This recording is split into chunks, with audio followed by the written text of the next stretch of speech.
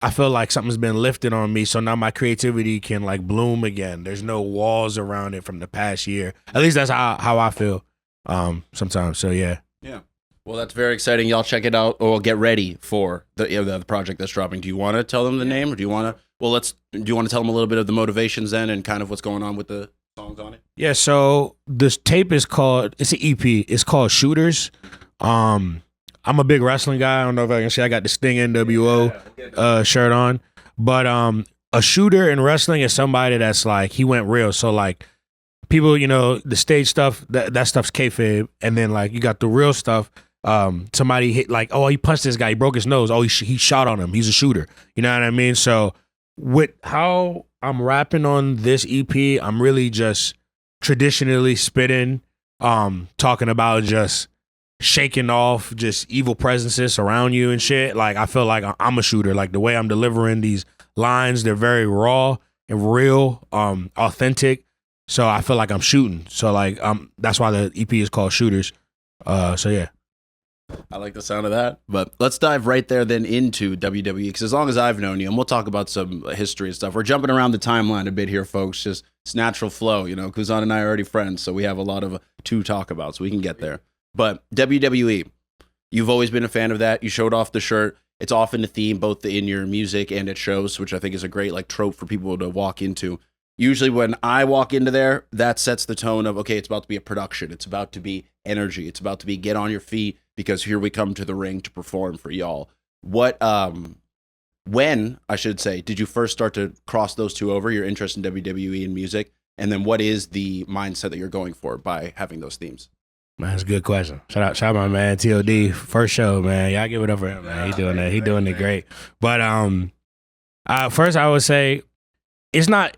I realize WWE is a lot of what we watch. I watched TNA when I was younger too, but I'm a pro wrestling guy. Like I'm just so into pro wrestling, and I don't know. I guess I started to connect the dots maybe around 2017, 2018 because.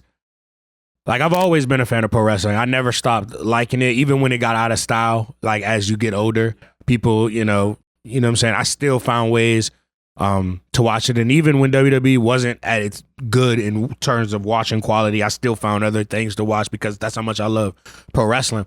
But in pro wrestling, the theatrics, like, you're literally becoming a character. You're literally being a persona. It reminded me a little bit of rap. Like, and just like how the rap career, how you meet different people, how you collab when you're talking on a track, it sounds like you're talking your shit. You're cutting a promo. You're letting the people know how you feel. So that clicked to me around 2017, 2018, and then like so I started to just like perform a little bit more like vicious. Like I was thinking more like I'm in a match right now. I have to perform. I have to get the crowd going. So then a lot of my like whooping and too sweeting, which is also a professional wrestling thing.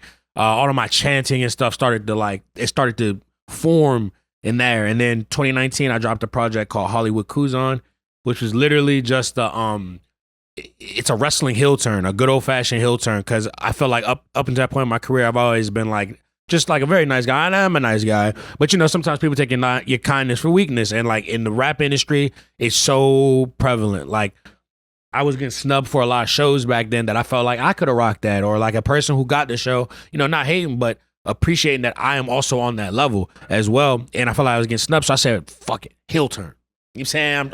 I'm going heel. So then I made Hollywood Kuzan. And another quick shout out, some crazy lore. Shout out Case Cobain. He actually gave me the idea to be like, you should start taking old school like posters from pay-per-views and just redoing them in your way, because the Hollywood Kuzan cover art, a lot of people don't know, it's a spoof of the WrestleMania. I can't remember what number right now off the top of my head, but it's the WrestleMania where Shawn Michaels and Stone Cold Steve Austin headline. So yeah, Mike Tyson was there and all that. But yeah. Do you find there have been wrestlers that you try to channel their specific, maybe like persona or energy? I know you said heel turn. I know you said you're talking about Shawn Michaels and Stone Cold. Are there any wrestlers that, as you were coming up, you're like, oh, in this moment, that's a good energy, or in this moment, that's a good energy to focus, or maybe in this song, that's a good energy, And then does that tie into maybe some of your favorite wrestlers coming up? Oh yeah, definitely. Like, for example, one of my favorite wrestlers is Kurt Angle, and what he's known for is just like, yeah, he has good charisma, you know, because wrestling's twofold. It's about what you can do in the ring and what you can do on the mic. And he's good on the mic, but what he's really known is for his intensity in the ring. And that's the type of thing I try to bring when I'm actually recording and when I'm actually performing. Like, I be treating that like as like, okay, I have to go ahead and put on like a 5-star match. Like, I have to go out there and really, really, really, really perform. You know what I mean? So I channel that there. Also a little bit of Shawn Michaels in that too, because he's a showman. You know what I mean? Like, he doesn't always get the win, but you're always entertained.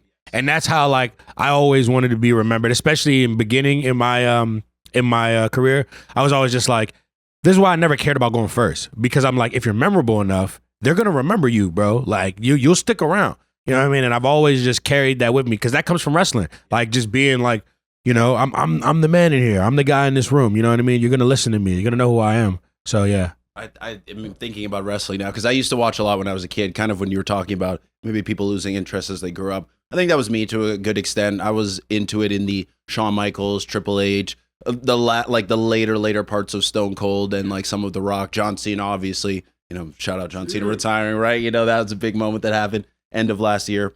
What was I gonna say? Oh, right. It was the idea of like, not the winner isn't always the one who's stuck with you the most, right? Yeah. I think of like even people, Shelton Benjamin, you know, or just he was known for being athletic and high flying, and he's going to be there like an acrobat every time you show up. So it's important to, as you said, not go first, but go the best, or like you want to be the one who sticks with people. Mm-hmm. Okay, well, do you got a favorite finisher?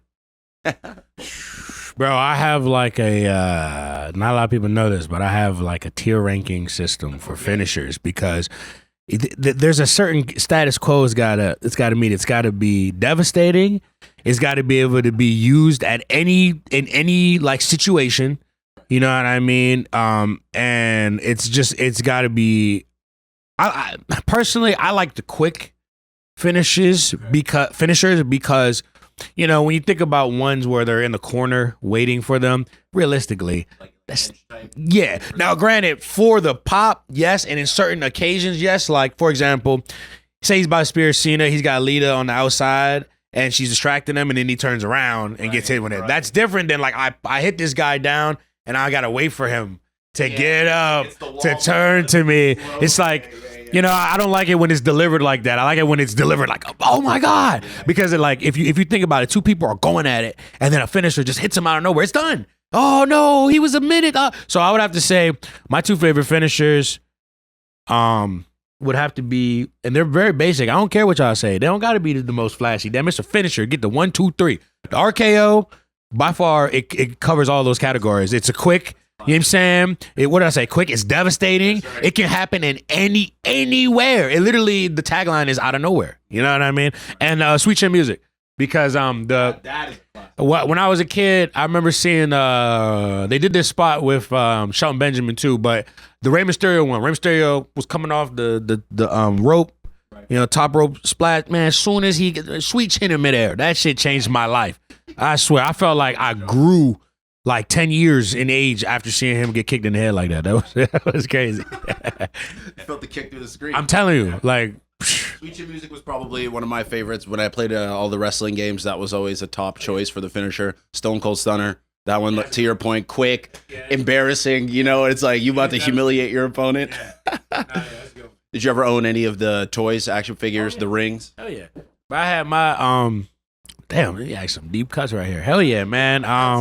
Dude, I had the Bret Hart figure. I had a lot of WCW toys. So I had Bret Hart and WCW, and I had the heavyweight belt. And I had Goldberg. Who else did I have? I think I had a Triple H. Yeah, I had a couple. Yeah. I used to make my pillow on my bed. That was the ring. My mother was like, look, man, the toys is good enough. Like, we ain't about to get the whole ring and all that shit. Nah, bro. We ain't get, you know what I'm saying? Use your imagination. You know what I'm saying? We still from that era. Be creative. You feel me? So I get the pillow. Bam. That's the ring. It's a big ass ring, but it's a ring. You know what I'm saying? Hey, you can go into the outsides in the video games. It doesn't just so it's and backstage on some of them too. Hell yeah. Oh man. Well, for the WWE fans, I think you just got a good insight into clearly another fan.